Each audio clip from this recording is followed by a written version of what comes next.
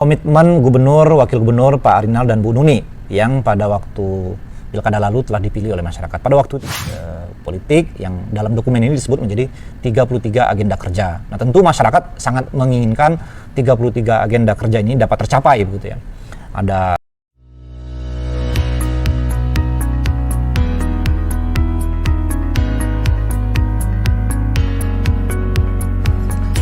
Bismillahirrahmanirrahim. Assalamualaikum warahmatullahi wabarakatuh. Apa kabar seluruh masyarakat Lampung?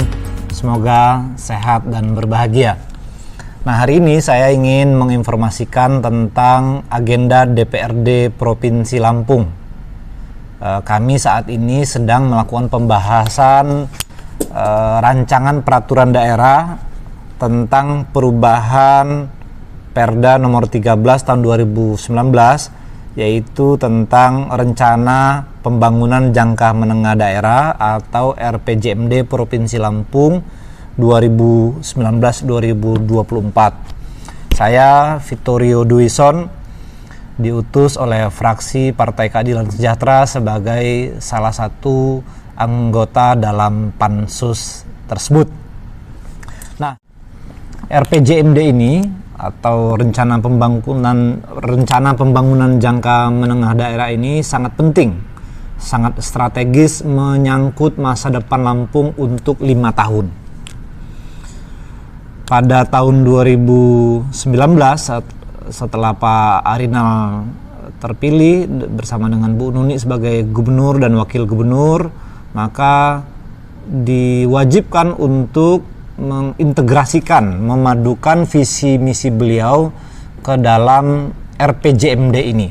Disinilah visi misi gubernur, wakil gubernur, proyeksi pembangunan untuk 5 tahun ke depan disusun dan disahkan pada bulan Oktober tahun 2019 yang lalu. Nah, melalui prakarsa pemerintah provinsi mengajukan perubahan RPJMD ini setelah berjalan 2 tahun. Nah, apa saja yang menjadi dasar RPJMD ini dirubah? Paling tidak ada 4 hal yang menjadi latar mengapa RPJMD ini dirubah. Yang pertama adalah karena ada penyesuaian rancangan pembangunan di skala nasional, yaitu RPJMN, di mana waktu RPJMD Lampung dibuat itu belum ada RPJMN. Yang kedua adalah hasil pengendalian dan evaluasi RPJMD.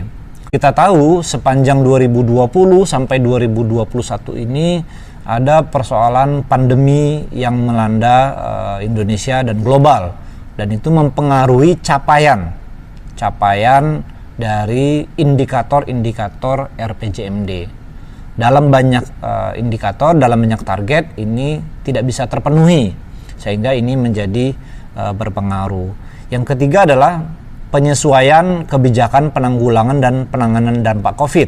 Jadi pemerintah pusat itu melakukan sejumlah kebijakan yang berpengaruh kepada kebijakan di daerah. Dan yang keempat adalah penyesuaian aturan-aturan, di mana beberapa aturan itu harus disesuaikan. Nah, inilah 4 latar yang menjadi dasar pertimbangan bagi pemerintah provinsi untuk mengajukan perubahan RPJMD tadi. Nah, bagi kami di DPRD ini tentu menjadi sangat penting untuk kita bahas, karena ini sekali lagi menyangkut kepentingan provinsi untuk 1 periode ini atau 3 tahun ke depan. Oke, lalu apa saja yang berubah dalam RPJMD ini? Ada beberapa hal dalam dokumen ini disebutkan. Pertama, tujuan. Dalam RPJMD awal itu ada 7 tujuan, sekarang dirubah menjadi 8 tujuan. Yang berikutnya adalah 13 indikator. Ini tetap di RPJMD yang diusulkan 13 indikator. Yang berikutnya adalah 23 sasaran, sekarang dikerucutkan menjadi 18 sasaran. Yang terakhir adalah indikator sasaran, di mana semula ada 33 indikator sasaran, sekarang menjadi 18 indikator sasaran. Nah, itulah gambaran tentang perubahan RPJMD ini.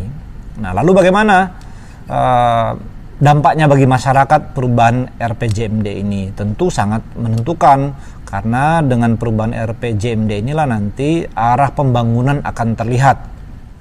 Provinsi Lampung ini masih punya beberapa persoalan-persoalan yang sangat strategis, persoalan-persoalan yang harus diselesaikan ya. Ada persoalan kemiskinan. Lampung saat ini masih memiliki angka kemiskinan 12,76, angka yang cukup besar, angka yang lebih besar dari tingkat kemiskinan di Indonesia. Ada juga tingkat pengangguran. Provinsi Lampung dari data tahun 2020 mencatat ada tingkat pengangguran 4,67%. Begitupun ada persoalan dengan indeks pembangunan manusia, ada persoalan pertumbuhan ekonomi, ada pendapatan penduduk per kapita, ini juga masih sangat rendah. Nah, inilah beberapa persoalan yang harus dijawab dalam perubahan RPJMD ini. Bagaimana rencana pembangunan ke depan mampu mengatasi persoalan-persoalan yang ada pada Provinsi Lampung ini. Saya ingin berikan gambaran sedikit tentang indikator kinerja utama atau IKU. IKU ini adalah satu ukuran yang menjadi parameter bagaimana capaian-capaian pembangunan bisa didapatkan. Pertama tentang kemiskinan. Di RPJMD yang lama itu ditargetkan pada akhir tahun 2024 itu tingkat kemiskinan bisa mencapai angka 9,18%. Ini yang ditargetkan ya. Kemudian di tahun 2020 ditargetkan 11,1. Nah, realisasinya 2020 yang lalu itu adalah 12,76%, artinya tidak tercapai atau angkanya justru bertambah. Nah, dengan adanya perubahan ini ditargetkan nanti kemiskinan menjadi 10,9 sampai 11,5%. Itu perubahan indikator, artinya ada keterbatasan kemampuan untuk bisa mengatasi kemiskinan, sehingga diturunkan menjadi 10 sampai 11 dari semula 9%. Itu satu faktor atau satu variabel tentang indikator kemiskinan. Selanjutnya ada juga indikator PDRB, per kapita, pendapatan penduduk per kapita. Semula ditargetkan tahun 2024 itu targetnya 56 juta.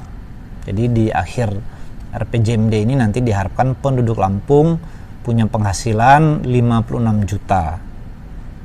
Nah, berdasarkan evaluasi ternyata di 2020 ini tidak tercapai gitu ya. 2020 ini ditargetkan itu 45 juta, realisasinya 41 juta pendapatan masyarakat Lampung. Sehingga dengan perubahan ini semula ditargetkan 56 juta, ini dalam ajuan pemerintah provinsi pendapatan per kapita akan disesuaikan menjadi 45 sampai 46 juta rupiah. Dan beberapa indikator lain juga mengalami perubahan, di mana perubahan ini adalah ada penurunan indikator-indikator. Dan dalam pembahasan di Pansus ini kami ingin pemerintah provinsi bersama dengan kami di DPRD melihat lebih utuh bagaimana potensi-potensi untuk adanya peningkatan kesejahteraan masyarakat secara keseluruhan. Kita tahu ini pandemi ini belum berakhir, tentu akan banyak hal yang harus dipersiapkan oleh pemerintah provinsi. Nah, lalu bagaimana terkait dengan komitmen Gubernur, Wakil Gubernur Pak Arinal dan Bu Nuni yang pada waktu Pilkada lalu telah dipilih oleh masyarakat. Pada waktu itu kita ingat beliau menyampaikan ada tentang 33 janji ya. 33 janji politik yang dalam dokumen ini disebut menjadi 33 agenda kerja. Nah, tentu masyarakat sangat menginginkan 33 agenda kerja ini dapat tercapai begitu ya. Ada petani berjaya, ada infrastruktur berjaya, ada nelayan berjaya, dan berbagai program-program yang sudah disosialisasikan dalam masa kampanye oleh Pak Arinal dan Bu Nuni. Nah, kami tentu mendukung agar apa yang telah disampaikan ini dapat terpenuhi, komitmen ini dapat dijalankan sehingga nanti masyarakat merasakan dampaknya. Nah, untuk itu kami melihat ada 3 hal yang perlu diperhatikan oleh kepala daerah. Pertama, bagaimana gubernur mampu membangun optimisme bahwa kita bisa bangkit dalam situasi ini, bahwa kita bisa berupaya untuk mencapai target-target yang nanti akan kami tetapkan di DPRD gitu ya. Optimisme ini penting karena nanti disitulah semua perangkat, semua pihak-pihak terkait akan bekerja dengan maksimal untuk mensukseskan pembangunan. Yang kedua, kami juga berharap pemerintah provinsi mampu bersinergi dengan pemerintah pusat, dengan pemerintah kabupaten kota untuk menangani berbagai persoalan-persoalan yang ada. Contoh persoalan kemiskinan. 1 juta masyarakat Lampung yang miskin ini harus bisa didekati dengan berbagai program, dan salah satunya program itu mungkin ada di tingkat pusat, ada di tingkat kabupaten, sama dengan program provinsi. Nah, sinergi ini penting karena sumber daya kita terbatas, kemampuan keuangan pemerintah terbatas. Jika bisa disinergikan tentu akan lebih mudah dalam mencapainya. Nah, yang ketiga, untuk suksesnya pembangunan di Lampung 3 tahun ke depan yang menurut kami menjadi catatan adalah perlu kerja keras, kerja efektif, dan kerja kreatif.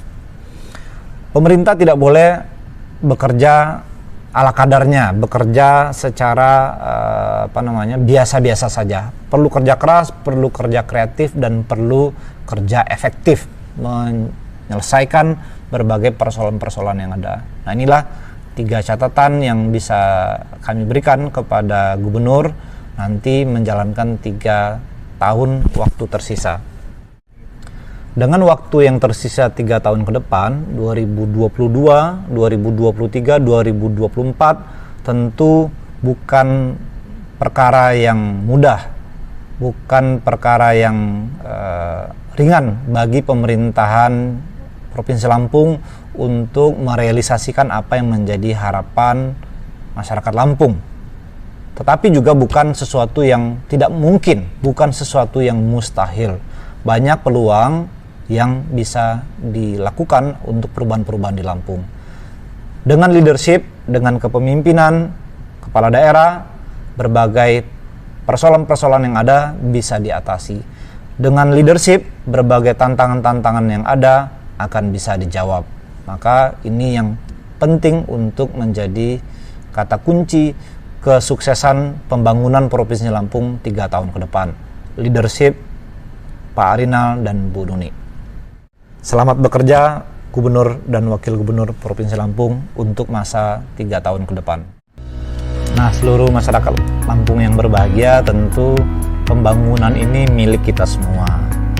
Maka pada kesempatan pembahasan RPJMD ini kami membuka kesempatan, memberi kesempatan seluas-luasnya bagi masyarakat untuk turut memberikan saran dan masukannya terhadap perubahan RPJMD itu. Silakan langsung kontak ke fraksi Partai Keadilan Sejahtera ataupun kepada saya Vittorio Duison melalui berbagai sarana komunikasi. Masukan, saran, pendapat dari masyarakat tentu sangat berarti bagi perbaikan dokumen perencanaan pembangunan ini. Kami tunggu. Terima kasih. Assalamualaikum warahmatullahi wabarakatuh.